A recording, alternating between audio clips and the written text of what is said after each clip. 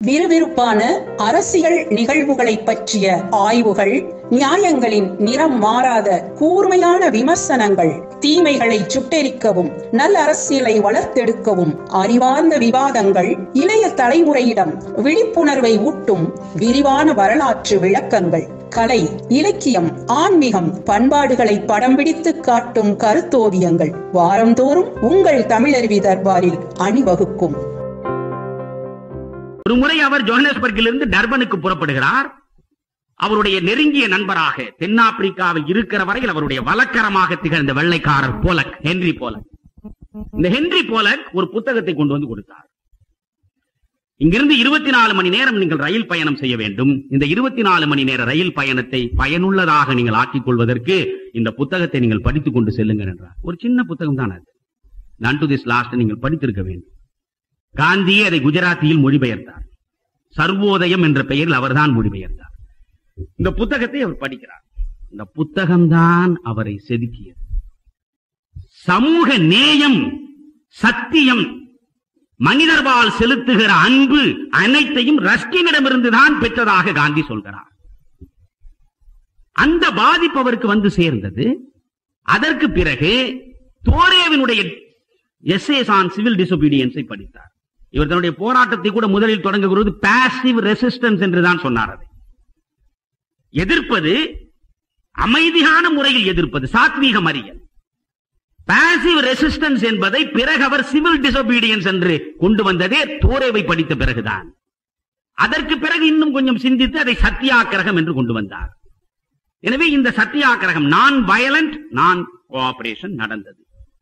சிறையில் தள்ளப்பட்டார். கடுமையான கொடுமைகள் நடந்தன.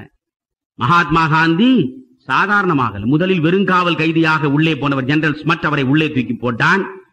அந்த கட்டம் முடிந்த பிறகு வெளியே வந்து மீண்டும் போராட்டம் வேகப்படுகிற பொழுது அவரை 9 மாதம் மிக மோசமான கிரிமினல்களுக்கு நடுவே கொண்டு போய் 3 அடிக்கு 6 அடி அறையிலே உட்கார வைத்தான். அதிலே ஒரு ஜூலு அவருடைய நெற்றியிலேயே ஒரு குத்து விட்டு சுவற்றிலே தலையை அடித்து, அன்றைக்கு காந்தி செத்து போயிருப்பார். என்றால் ஜூலு கலகத்துக்கும் நீங்கள் காந்தி, எனக்கு ஒரு விஷயத்தில் எனக்கு நெருடல் உண்டு. இந்த போயர் யுத்தம் நடந்தது, ஜூலு கலகம், இதையெல்லாம் இப்பொழுது விரிவாக சொல்லிக் கொண்டிருக்க நேரமில்லை, நீங்கள் படிக்க வேண்டும். போயர்கள் எப்படி இங்கிருந்து போன கருப்பர்கள் இந்தியர்கள் கேவலப்பட்டார்களோ, அதற்காக காந்தி எழுந்தாரோ போராடுவதற்கு, அவர்கள் அந்த மண்ணின் மைந்தர்கள். இந்த மண்ணின் மைந்தர்களாக இருந்தவர்களை சுரண்டியது வெள்ளை ஆதிக்கம். அதை எதிர்த்தவர்கள் அவர்கள். ஆனால் அந்த போயர்கள் கிளர்ந்து எழுகிற பொழுது அவர்களுக்கு எதிராக காட்டுமிராண்டி தாக்குதலை பிரிட்டிஷ் அரசு நடத்தியது. தென்னாப்பிரிக்காவிலே இருந்த அவருடைய ஏஜென்ட்டுகள் நடத்தினார்கள். ஆனால் அந்த ஏஜென்ட்டுகளுக்கு ஆதரவாகத்தான் இவர் ஒரு படையை உருவாக்கினார், இந்தியன் ஆம்புலன்ஸ் கார்ப்ஸ் என்று. போயர் யுத்தத்தில் போயர்களுக்கு எதிராகத்தான் காந்தி நின்றார். ஜூலுக்கள் கலகத்தில் ஜூலுக்களுக்கு எதிராகத்தான் காந்தி நின்றார். காரணம் என்னவென்றால் பிரிட்டிஷ் பேரரசின் பிரஜை தான் என்று அவர் நினைத்தார். நீங்கள் அந்த காந்தியினுடைய முரண்பாடை பார்க்க வேண்டும். நான் ஒரு பிரிட்டிஷ் குடிமகன், பிரிட்டிஷ் குடிமகனாக இருக்கிற நான் பிரிட்டிஷ் அரசின் நலன்களை பாதுகாக்க கடமைப்பட்டவன். எனவே பிரிட்டிஷ் அரசினுடைய நலனுக்கு எதிராக இருப்பவர்கள் யாராக இருந்தாலும், அந்த பக்கம் நியாயமே இருந்தாலும் கூட இவர் அந்த நியாயத்தின் பக்கம் நிற்கவில்லை. இவர் பிரிட்டிஷ் அரசுக்கு எதிரானவர்கள். இவர் முழுக்க முழுக்க ஒரு பிரிட்டிஷ் விசுவாசி காந்தி. அதற்கு 2 சாட்சி என்னாலே சொல்ல முடியும். 1897 விக்டோரியா மகாராணி பேரரசியினுடைய வைர விழா நடக்கிறது. அதற்கு அந்த நேரத்தில் மகாத்மா காந்தி அவருக்கு ஒரு தந்தி கொடுக்கிறார். We are proud to think that we are your subjects. We are proud to think that we are your subjects. உங்களுடைய பிரிட்டிஷ் குடிமகனாக இருப்பதை நினைப்பதிலேயே பெருமைப்படுகிறோம் நாம் என்றுதான் விக்டோரியா மகாராணிக்கு தந்தி கொடுத்தவர் காந்தி. அதே விக்டோரியா மகாராணி 1901 செத்து விடுகிற பொழுது இங்கிருந்து ஒரு இரங்கற் செய்தி தந்தியாக கொடுக்கிறார். Bewailing the empire's loss in the death of the greatest and most loved sovereign on earth. பூமியிலேயே மிக அதிகமாக நேசிக்கப்பட்ட மரியாதைக்குரிய பிரிட்டிஷ் பேரரசின் மறைவு குறித்து நான் இதயம் நொந்து இறங்குகிறேன் என்று இரங்கற் செய்தி கொடுத்தவர் அவர். மனிதர்களுடைய உரிமைகளை பாதுகாக்கக்கூடிய ஒரு நல்ல அரசியல் அமைப்பை பிரிட்டிஷ் அரசு தந்ததாக கருதியவர் காந்தி. அந்த காந்தி இப்பொழுது சிறைக்குள்ளே போனார். இந்த ஜூலுக்களுக்கு இவர் எதிராக இருந்தார், போயர்களுக்கு எதிராக இருந்தார் என்றால் இவர் 1000 பேரை திரட்டிக் கொண்டு இந்த இந்தியன் ஆம்புலன்ஸ் கார்ப்ஸை ஆரம்பித்தாரே, அவர்களை வைத்துக் கொண்டு சண்டை போட்டார் என்றல்ல, சண்டை போட்டு விழுந்தவர்களை, செஞ்சிலுவை சங்கம் மாதிரி சண்டை போட்டு விழுந்தவர்களை கொண்டு வந்து அவர்களுடைய காயங்களுக்கு மருந்து போடுகிற வேலையைத்தான் காந்தி 2 கிளர்ச்சிகளிலும் செய்தார். ஆனாலும் பிரிட்டிஷ் பேரரசுக்கு ஆதரவாக அவர் நடவடிக்கை இருந்ததனால் போயர்களும் சூலுக்களும் அவரை எதிர்த்தார்கள். இப்பொழுது சிறைக்குள்ளே சூலுக்கள் இருக்கிறார்கள். காந்தியை பார்க்கிற பொழுது வெறி கிளர்ந்து எழுகிறது. அடித்து நொறுக்கி சாகிற அளவுக்கு கொண்டு வந்தார்கள், பிழைத்தார். ஜெனரல் ஸ்மார்ட் இவன் சிறையில 9 மாசம் உள்ளே போட்டான். அப்பொழுது உள்ளே இருக்கின்ற பொழுது ஏதாவது தொழில் செய்ய வேண்டும், வெறும் காவல் தண்டனை அல்ல. என்ன தொழில் செய்வது என்று கேட்கிற பொழுது செருப்பு தைக்கும் தொழிலை நான் செய்ய விரும்புகிறேன் என்று சொல்லி அந்த தொழிலை அவர் கற்றுக்கொள்கிறார். கற்றுக்கொண்ட காந்தி அழகாக நேர்த்தியாக மிகுந்த கவனம் செலுத்தி 2 காலணிகள் செய்தார். 2 காலணிகள் அவரே தன் கையால் செய்தார். பிறகு 1914 தென்னாப்பிரிக்காவிலே இருந்து நிரந்தரமாக விடை பெற்றுக் கொண்டு இந்தியா நோக்கி வருகிற பொழுது இந்த ஜெனரல் ஸ்மட்டை சந்தித்து அவனிடம் இந்த 2 காலணியையும் கொடுத்தான். அவன் பார்த்தான், ஏன் என்னிடம் கொண்டு வந்து, நீங்கள் சிறையில் வைத்ததனால் உங்களுடைய. பொழுது காந்தியை 2வது பகுதி, என்னுடைய நோக்கம் வெறும் காந்தியின் வாழ்க்கையை பேசுவதல்ல, காந்தியம் பேசுவது. எனவே இறுதியாக நான் காந்தியம் குறித்து நான் என்ன புரிதலோடு காந்தியத்தை பார்க்கிறேனோ அதை உங்களுக்கு சொல்ல வேண்டும் என்று ஆசைப்படுகிறேன். 1915 காந்தி இந்தியாவுக்கு வந்தார். நண்பர்கள், இடையிலேயே அவர் 2 முறை வந்து போயிருக்கிறார். முதல் முறை வந்து 3 ஆண்டு காலம் தென்னாப்பிரிக்காவில் இருந்து விட்டு இனி நீண்ட காலம் நாம் இங்கே இருந்தாக வேண்டும், நம்முடைய பணி நடந்தாக வேண்டும். அவர் உருவாக்கிய பீனிக்ஸ் பண்ணையிலே இருந்து அவர் உருவாக்கிய டால்ஸ்டாய் பண்ணை வரையில் ஒவ்வொன்றாக சொல்லிக் கொண்டு போனால் நேரம் அதிகமாகும். மகாத்மா காந்தி தன் வாழ்நாளில் 18 முறை உண்ணாவிரதம் இருந்தார்.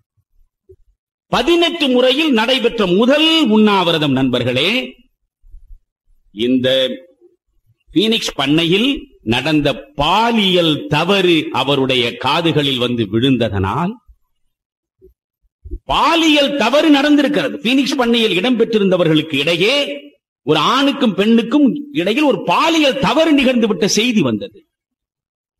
உடனே அவர்களை தண்டிக்கவில்லை மகாத்மா. மேலான மனிதர்களை உருவாக்குவதற்காகத்தான் ரஸ்கினுடைய லட்சியத்தின் அடிப்படையில் உருவாக்கப்பட்ட பண்ணை இது. தன்னுடைய கைப்பணத்தில் 100 ஏக்கர் பாழ்பட்டு கிடந்த நிலத்தை அவர் வாங்கினார். புதர்களும் பாம்புகளும் மண்டி கிடந்த அந்த பாழ்பட்ட நிலத்தை அவர் வாங்கினார். வாங்கியதை அவர் செம்மைப்படுத்தினார். இந்த இந்தியர்களை கொண்டு போய் குடி வைத்தார். அவர்களுக்கு நிலத்தை ஒதுக்கி கொடுத்தார்.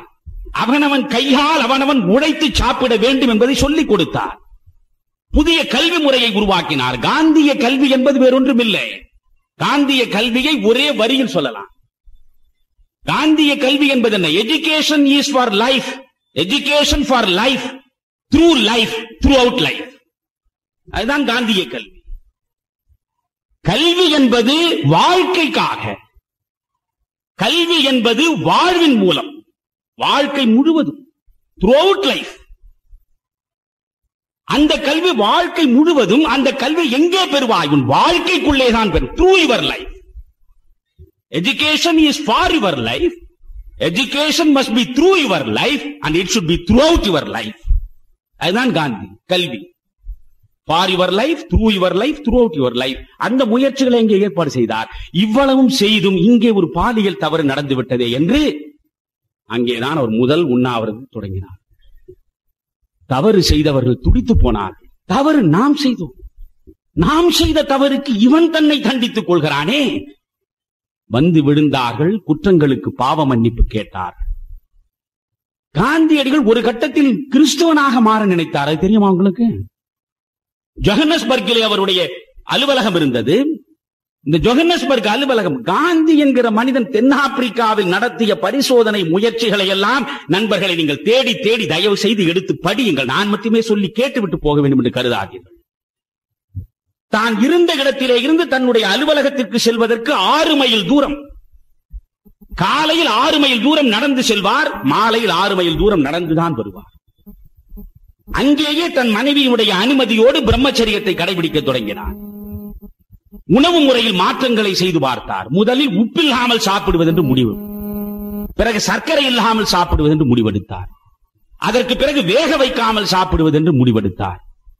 இப்படி கொஞ்சம் கொஞ்சமாக பல முயற்சிகளில் ஈடுபட்டு தன்னை எல்லா வகையிலும் செதுக்கிக் கொண்டவர். அங்கேதான் முதல் உண்ணாவிரதம் நடத்திவிட்டு வந்தார். 18 உண்ணாவிரதங்கள் மனதிலே வைத்துக் கொள்ளுங்கள். ஆனால் அதில் அவரை விமர்சிக்கக்கூடியவர்கள்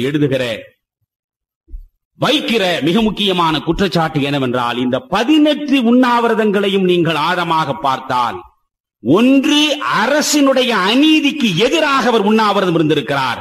அடுத்து இந்துக்களினுடைய அத்துமீறல்களுக்கு எதிராக அவர் உண்ணாவிரதம் இருந்திருக்கிறாரே தவிர முஸ்லிம்களுக்கு எதிராக ஒரு உண்ணாவிரதம் கூட அவர் ஒருபொழுதும் இருந்ததில்லை.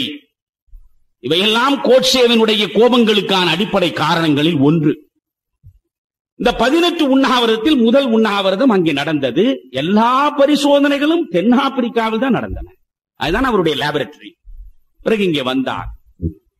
இடையில் வருகிற பொழுதே கல்கத்தாவில் காங்கிரஸ் மாநாடு நடக்கிறது, அது எப்படி நடக்கிறது என்று பார்க்கலாம் என்று போனார்.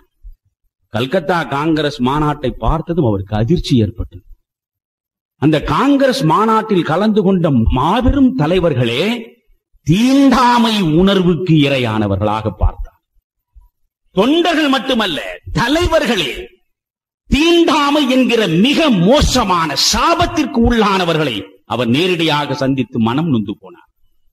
சுகாதாரமே கிடையாது அந்த மாநாட்டில். மகாத்மா கல்விக்கு எவ்வளவு முக்கியத்துவம் கொடுத்தாரோ, கதருக்கு எவ்வளவு முக்கியத்துவம் கொடுத்தாரோ, நாட்டு விடுதலைக்கு எவ்வளவு முக்கியத்துவம் கொடுத்தாரோ, அதற்கு எள்ளளவும் குறையாமல் சுகாதாரமான வாழ்க்கை முறைக்கு முக்கியத்துவம் கொடுத்தார். சுதந்திரத்திற்கு கொடுத்த முக்கியத்துவத்தை சுகாதாரத்துக்கும் கொடுத்தார். பார்த்தார், பல பேரை அழைத்தார். என்னையா இவ்வளவு மோசமாக இருக்கிறதே, அவையெல்லாம் தோட்டிகள் துப்புரவு செய்ய வேண்டிய வேலை என்றுதான் எல்லாரும் சொன்னார்கள். உடனே இவர் ஒரு துடைப்பம் கடனாக கேட்டு வாங்கி தானே துப்புரவு பணியில் ஈடுபட்டார் கல்கத்தா காங்கிரஸில். அது அவர்களுக்கு அதிர்ச்சியாகவும் வியப்பாகவும் காண முடியாத காட்சியாகவும் இருந்தது. இப்பொழுது அந்த மகாத்மா வந்திருக்கிறார். இதற்கு முன்பே ஒருமுறை இங்கே வந்த பொழுது அவர் ஃபெரோஷா மேத்தா என்கிற மிதவாதிகளின் தலைவரை சந்தித்து பேசினார். இவருடைய குருவாக ஏற்றுக்கொண்ட கோபாலகிருஷ்ண கோகலேவை சந்தித்தார், திலகரை சந்தித்தார். பிறகு இவர்களை பற்றி கருத்தவர் எழுதுகிற பொழுது சொல்கிறார், ஃபெரோஷா மேத்தாவை சந்தித்தேன், அவர் இமயமலை போன்றவர். திலகரை சந்தித்து பேசினேன், அவர் மகாசமுத்திரம் போன்றவர். கோகலேவை சந்தித்து பேசினேன், அவர்தான் என் பாவம் போக்கும் கங்கை போன்று இருந்தவர். இவருடைய பொலிட்டிக்கல் மென்டார் கோகலே தான். கோகலே என்பவர் மிதவாதி. இப்பொழுது நண்பர்களே இவர் வந்தார். வந்தவுடன் அவர் காங்கிரஸ் உடனே அவரை பெரிய தலைவராக இருகை நீட்டி ஏற்றுக்கொள்ளவில்லை. கோபாலகிருஷ்ண கோகலே தென்னாப்பிரிக்காவுக்கு நேரடியாக சென்று காந்திய பணிகளை கண்டு அங்கே ஒரு மகத்தான மனிதன் இருக்கிறான், சாதாரண மனிதனையும் தியாகியாகவும் வீரபுருஷனாகவும் மாற்றுகிற பேராற்றல் அவனுக்குள்ளே ஒளிந்து கிடக்கிறது என்று இந்தியாவிலே வந்து சொன்ன ஒரே ஆள் கோகலே. அந்த கோகலே தான் காந்தி வந்து சேர்ந்தவுடன் இந்தியா எப்படி இருக்கிறது என்று முதலில் நீ தெரிந்து கொள்ள வேண்டும் என்று சொன்னார். ஒரு ஆண்டு முழுவதும் இந்தியாவை அவர் சுற்றினார். அப்படி மதுரைக்கு வருகிற போதுதான் அந்த உடை மாற்றம் நிகழ்ந்தது. அரை நிர்வாண பக்கிரி ஆனார். ஓராண்டு இந்த இந்திய மண் முழுவதும் சுற்றி இந்த மண்ணின் பிரச்சனைகளோடு நேரடியாக தன்னுடைய அனுபவத்தை பகிர்ந்து கொண்டார். வந்தவர் என்ன செய்தார்? உடனே போய் காங்கிரஸ் தலைவராக உட்கார வேண்டும் என்று கருதவில்லை. தன்னுடைய குஜராத் மாநிலத்தில் அகமதாபாத்துக்கு பக்கத்தில் சபர்மதி ஆறு ஓடுகிற இடத்தில் ஒரு ஆசிரமம் வைத்தார். 25 பேரை ஆசிரமத்தின் உறுப்பினர்களாக கொண்டு வந்து உட்கார வைத்தார், ஆண் பெண்ணும் சேர்ந்து. இந்த 25 பேர் ஆசிரமவாசிகள் உறுதிமொழி ஏற்க வேண்டும். என்ன உறுதிமொழி? சத்தியம், அஹிம்சை, பிரம்மச்சரியம். இந்த 25 பேர் பிரம்மச்சரியம் கடைபிடிக்க வேண்டும், புலனடக்கம் உள்ளவர்களாக இருக்க வேண்டும், சமூக மக்களுக்கு கைமாறு கருதாமல் தொண்டாற்றுகிற உள்ளம் உள்ளவர்களாக இருக்க வேண்டும். இப்படி செய்தார். அவரே 11 மகா விரதங்களை கொடுத்திருக்கிறார். 11 மகாவிரதங்கள் யாராலும் கடைபிடிக்க முடியாதா என்றால் முடியும். மனம் இருந்தால். மனம் இருந்தால் பறவை கூட்டில் மான்கள் வாழலாம் என்று கண்ணதாசன் பாடிய பாடல் போல் மனம் இருந்தால் முடியும். If there is a will, there is a way. எது முடியாது? 11 மகாவிரதங்களில் ஒன்று சத்தியமாக இருத்தல் முடியாதா? மகாவிரதங்களில் ஒன்று அகிம்சையை கடைபிடித்தல், எந்த உயிருக்கும் தீங்கு விளைவிக்காமல் வாழ வேண்டும் என்பது முடியாதா? அதற்காக நீங்கள் குயுக்தியோடு கேட்கலாம், கொசு என் ரத்தத்தை குடிக்கிறது, கொசுவிடம் நான் அகிம்சையை கடைபிடிக்க முடியுமா என்று. அகிம்சையை கடுமையாக பேசிய மகாத்மா கொசுவை மீது கோபம் கொண்டார். மகாத்மா சொன்னார், கொசுவிடம் நீ அகிம்சை காட்ட வேண்டியதில்லை என்றார். கொசுவை அடிக்கலாம் என்றார். ஏன் தெரியுமா? அடுத்தவன் ரத்தத்தை குடித்தே தன் ஆயுளை பெருக்க நினைக்கிற கொசுவுக்கு காந்தியம் இடம் தரவில்லை. எனவே முழுக்க முழுக்க 100% அகிம்சை என்பது, ஏன் ஒரு பெண்ணுக்கு அகிம்சை போதித்தவர் தன்னுடைய கற்பு பறிபோகிற நிலையில் உன் கூர்மையான விரல் நகங்கள் உன்னை விட்டு எங்கே போனது என்று கேட்கவில்லை. ஒரு இடத்தில் காந்தி சொல்கிறார், வன்முறையா கோழைத்தனமா, இந்த இரண்டில் எது பரவாயில்லை என்று கேட்டால் கோழைத்தனமாக இருப்பதை விட வன்முறையாளனாக வருவதை நான் வரவேற்பேன் என்று சொன்ன அகிம்சாவாதி அவர். எனவே அகிம்சை என்பதை 100% விழுக்காடு அகிம்சை என்றால் என்னை ஒருவன் அடித்தாலும் கூட நான் பொறுத்துக் கொண்டே இருக்க வேண்டும் என்று சொல்லுகிற அளவுக்கு காந்தியம் இருப்பதாக நினைக்கிறார். அவர் சொன்ன அகிம்சையை முடிந்தவரை கடைபிடிக்க முடியும். பிரம்மச்சரியம்.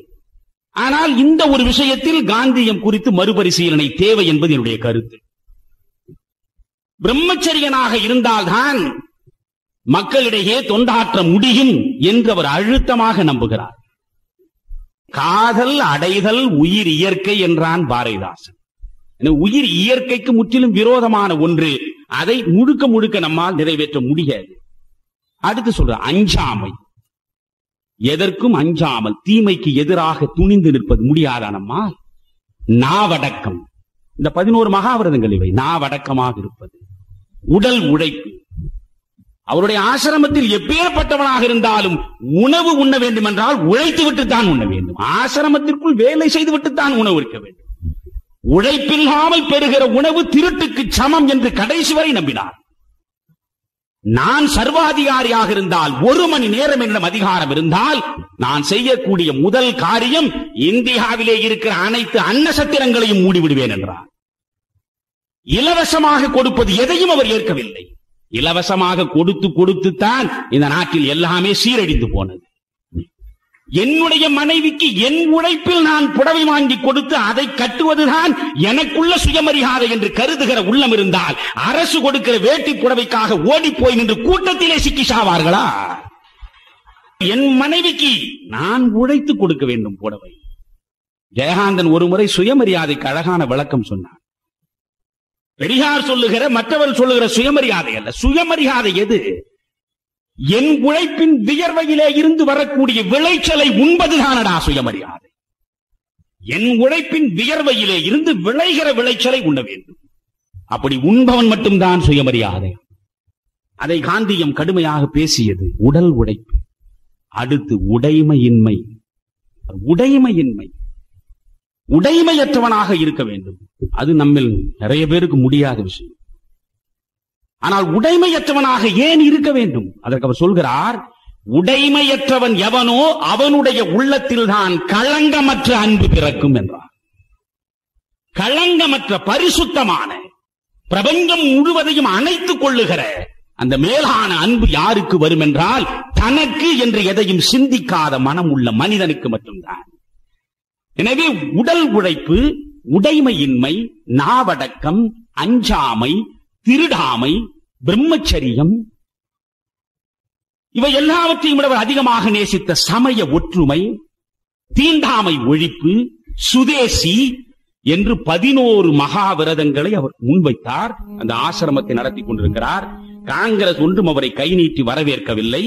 1916 முதலாக அவர் ஒரு கூட்டத்தில் கலந்து கொள்கிறார். அந்த கூட்டம் பனாரஸ் யூனிவர்சிட்டி. காசி பல்கலைக்கழகம் தொடங்கப்படுகிறது, இந்து பல்கலைக்கழகம் தொடங்கப்படுகிறது. அந்த இந்து பல்கலைக்கழக தொடக்க விழாவிலே போய் அவர் பேசுகிறார். அன்னி பெசன்ட் அம்மையார் அவரை அவமானப்படுத்தி பாதி பேச்சிலேயே உட்கார வைத்தார். இந்த பல்கலைக்கழகத்துடைய கூட்டம் தொடக்க விழா. வைஸ்ராய் வந்து உட்கார்ந்து கொண்டிருக்கிறார். இந்தியாவில் இருக்கிற சுதேச சமஸ்தானத்து ராஜாக்கள் எல்லாம் உட்கார்ந்து கொண்டிருக்கிறார். காந்தி பேசும் பொழுது இப்படி கண் திறந்து பார்க்கிறார். ஒவ்வொரு ராஜாவும் ஒரு 500 கிலோ நகையோடு உட்கார்ந்து கொண்டிருக்கிறான், விதவிதமாக அணிகலன்களை போட்டுக்கொண்டு. உடனே சொன்னார், இந்த தேசம் என்றைக்கு உருப்படும் தெரியுமா? இந்த தேசத்திற்கு என்றைக்கு விடிவு வரும் தெரியுமா? இந்த தங்கத்திலே இருக்கிற ஆசையை என்றைக்கு நீ விடுகிறாயோ அன்றுதானடா இந்த தேசத்திற்கு விடிவு வரும் என்று சொன்னார். அத்தனை பேர் எழுந்து போய்விட்டார். இவ்வளவு சிரமப்பட்டு ஒரு பல்கலைக்கழக தொடக்க விழாவை நடத்துகிற பொழுது ஒரு உண்மையை உரத்த குரலில் இவன் பேசிவிட்டானே, இவனை இனியும் பேசவிடலாகாது என்று அன்னி பெசன்ட் உட்கார வைத்து விட்டார். அதுதான் அவர் பேசிய முதல் பேச்சு. அவர் எந்த தலைவரும் ஒரு கணக்கிலே வைத்துக் கொள்ளவில்லை. அதற்கு பிறகு அவர் 3 போராட்டங்கள் நடத்தினார். இந்த போராட்டங்கள்லாம் விரித்துக் கொண்டு போக வேண்டும், சுருக்கமாக சொல்ல. முதலில் சம்பரான் போராட்டம். பீகாரில் சம்பரான் மாவட்டத்தில் இண்டிகோ என்ற அவுரி விவசாயிகள், இந்த அவுரி விவசாயிகள் சிரமப்பட்டார்கள், அவர்கள் சுரண்டப்பட்டார்கள். உடனே இவர்களுக்கு விடுதலை வேண்டும் என்றால் தென்னாப்பிரிக்காவில் புரட்சி நடத்திவிட்டு வந்திருக்கிற காந்தி கவனத்திற்கு வந்தார். காந்தியை அழைத்தார்கள். காந்தி வந்தார். காந்திக்கு பின்னால் ஆயிரக்கணக்கான விவசாயிகளும் திரண்டார்கள். அங்கே இருந்த போலீஸ் சூப்பரண்டென்ட், நீ இந்த இடத்தில் இருக்கக்கூடாது, உடனடியாக போக வேண்டும் என்றான். தடையை மீறினார். கோர்ட்டில் கொண்டு போய் நிறுத்தினான். ஆயிரக்கணக்கான விவசாயிகள் அவர் பின்னாலேயே திரண்டு கோர்ட்டை முற்றுகையிட்டார்கள். நீதிபதி பார்த்தார், என்னடா இது, வாழ்க்கையிலேயே முதல் முறையாக இப்படி ஒரு அதிசயம், பல்லாயிரக்கணக்கான மக்கள் திரண்டு வந்து நிற்கிறார்கள், கோர்ட்டை நடத்த முடியாது. நிபந்தனையின்றி அவரை விடுதலை செய்து விட்டான். அதற்கு பிறகு ஒரு கமிஷன் அமைக்கப்பட்டது. அந்த கமிஷனில் மகாத்மா காந்தியே உறுப்பினராக இருந்தார். அதற்கு பிறகு அவருடைய பிரச்சனைகள் தீர்ந்தன. சாத்வீகமான முறையில் ஒரு வெற்றியை அவர் சம்பரானில் தேடிக் கொடுத்தார். அதற்கடுத்து அகமதாபாத் மில் தொழிலாளர்கள் சுரண்டப்பட்டார்கள். காந்தியை வந்து சந்தித்தார்கள். நீங்கள் ஒன்று செய்யுங்கள், உங்களுடைய உரிமைகளை காத்துக்கொள்ள. அதற்கு முன்பு ஒரு கோரிக்கைகளை அவர் கேட்டார். கோரிக்கைகள் நியாயமானவை என்றால் தான் அவர் ஏற்றுக்கொள்வார். தென்னாப்பிரிக்காவில் வழக்கறிஞராக இருக்கிற பொழுது ஒரு நிகழ்ச்சி நடந்தது. எவன் வழக்கு கொண்டு வந்தாலும் உண்மையாகவே இவன் பாதிக்கப்பட்டவனா என்று பல வகையில் அவனிடம் கேள்வி கேட்டு உண்மையில் பாதிக்கப்பட்டவன் என்று அவருடைய உள்ளம் ஏற்றுக்கொண்டால்தான் அவனுக்கு நிவாரணம் தேடுவதற்கு நீதிமன்றத்தில் வந்து நிற்பார். அவர் இல்லாவிட்டால் உடனே துரத்தி விடுவார். இப்படி எல்லாம் செய்தால் இன்றைக்கு வழக்கறிஞர்களுக்கு வழக்கே வராது. ஆனால் இவ்வளவு சோதனைகளையும் மீறி அவரையே ஏமாற்றிவிட்டு ஒருவன் வந்தான். அவரிடம் வழக்கை கொண்டு வந்தவன் நிரபராதி போல் நடித்தான். அவரும் நம்பினார். நீதிமன்றத்தில் வழக்கு நடந்து கொண்டிருக்கிறது. விசாரணையின் பாதியிலேயே நம்முடைய ஆள் தவறானவன் என்று தெரிந்து விடுகிறது. உடன் நீதிபதியை பார்த்தார். நீதிபதி அவர்களே, மன்னிக்க வேண்டும், இவன் தவறு செய்தவன் என்று எனக்கே தெரிந்து விட்டது, இந்த வழக்கை நான் நடத்த விரும்பவில்லை என்று சொல்லிவிட்டு வந்து விடுகிறார். கோரிக்கைகளில் நியாயம் இருக்கிறதா?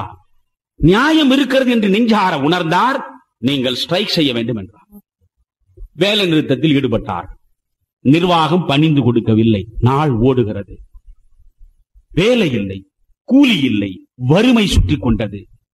உடனே காந்தி பார்க்கிறார், வறுமையில் வாடுகிற இந்த கூலி தொழிலாளர்களுடைய கூட்டம் பசிக்கு அஞ்சி மீண்டும் இந்த வேலைக்கு போய்விடுமோ என்று நினைக்கிற பொழுது அவர்களை தன் பக்கம் ஈர்க்க வேண்டும். என்ன செய்வது? தான் உண்ணாவிரதத்தை மேற்கொண்டார்.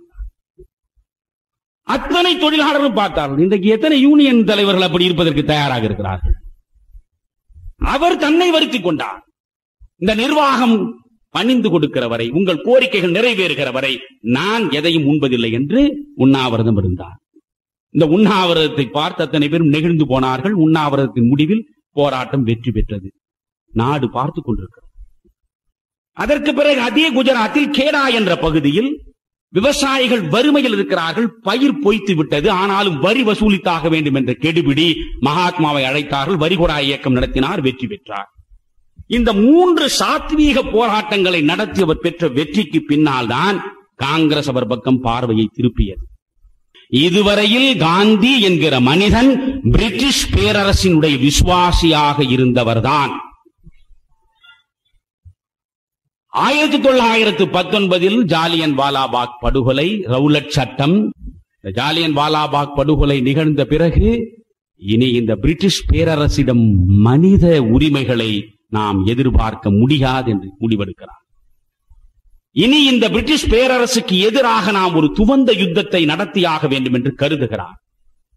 அதற்கு பிறகு ரவுலட் சட்டம் வந்தது. ரவுலட் சட்டத்தினுடைய எதிர்த்து அவர் ஒரு ஹர்த்தால் நடத்துவது, ஹர்த்தால் என்கிற ஒரு உத்தி இந்திய அரசியலில், இந்திய பொது வாழ்வில் அன்றுதான் முதலில் வந்து முளைத்தது.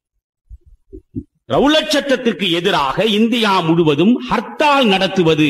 மகாத்மா சொல்கிறார், ராஜாஜியோடு நான் இருந்த பொழுது ஓர் இரவில் கனவு போல் எனக்குள்ளே வந்து சேர்ந்ததுதான் இந்த ஹர்த்தால் நடத்துகிற நடவடிக்கை. அந்த ஹர்த்தால் நடந்தது. நாடே எதிர்பாராத பிரம்மாண்டமான வரவேற்பு பொதுமக்களிடம் இருந்தது. காந்தி இந்த தேசத்தின் தலைவரானது அப்போதுதான்.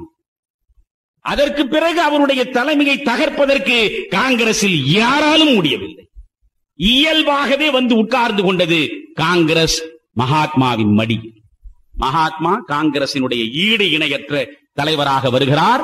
1920 ஒத்துழையாமை இயக்கம், நான் கோஆபரேஷன் மூவ்மெண்ட், ஒத்துழையாமை இயக்கத்தை நடத்துகிறார். ஒத்துழையாமை இயக்கம் ஒரே ஆண்டில் நான் வெள்ளையரிடமிருந்து இந்த நாட்டிற்கு விடுதலையை வாங்கி கொடுப்பேன், வன்முறையற்ற சாத்வீகமான ஒத்துழையாமை இயக்கத்தில் நீங்கள் ஈடுபட்டால் வழக்கறிஞர்களை, நீதிமன்றங்களை புறக்கணித்து விட்டு வாருங்கள். அரசு துறையில் பணியாற்றுகின்ற ஊழியர்கள் அத்துணை பேரும் அரசு துறைகளை பகிஷ்கரித்து விட்டு வாருங்கள். கல்லூரியில் படிப்பவர்கள், பள்ளியிலே படிக்கின்ற மாணவர்கள் கல்விக்கூடங்களை புறக்கணித்து விட்டு வாருங்கள் அழைத்தார். மிகப்பெரிய போராட்டம் நடந்தது. இங்கே இருக்கக்கூடிய வெள்ளை அரசு லண்டனுக்கு செய்தி அனுப்பிவிட்டது, நாம் மூட்டை கட்ட வேண்டிய நேரம் வந்துவிட்டது. இந்திய மக்கள் கிளர்ந்தெழுந்து விட்டார்கள். இந்த காந்தி என்கிற மனிதனுடைய உத்தியினால் மூட்டை கட்டுகிற நேரம் வந்துவிட்டது. நாடு முழுவதும் பெரிய கிளர்ச்சி.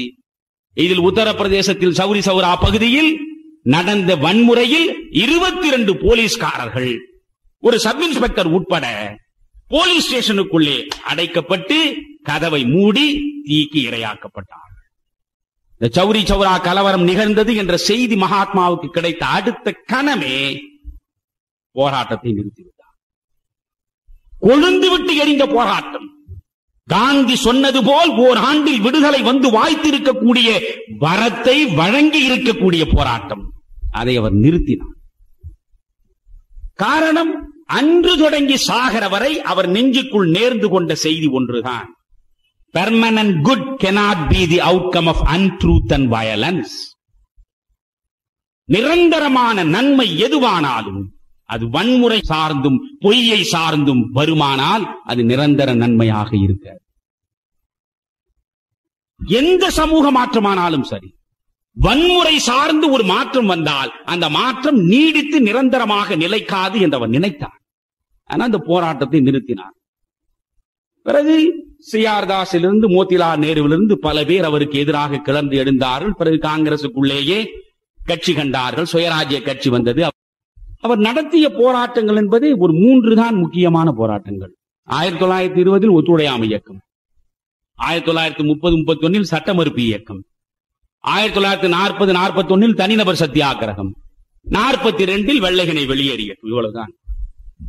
இந்த 1920 ஒத்துழையாமை இயக்கம் தொடங்கினார், வன்முறை வந்தது, ஒத்துழையாமை இயக்கத்தை நிறுத்தினார். காங்கிரஸ் என்கிற ஸ்தாபனமே துவண்டு போனது. அந்த மிகப்பெரிய தேசிய போராட்டத்திற்குள்ளே ஒரு பெரிய இடைவெளி வந்தது. மகாத்மா கவலைப்படவில்லை. 5 ஆண்டு காலம் காங்கிரஸ் பக்கமே அவர் கவனம் செலுத்தவில்லை. நாடு விடுதலை குறித்தே அவர் சிந்திக்கவில்லை. 5 ஆண்டு காலம் கிராமங்களின் பக்கம் கவனம் செலுத்தினார்.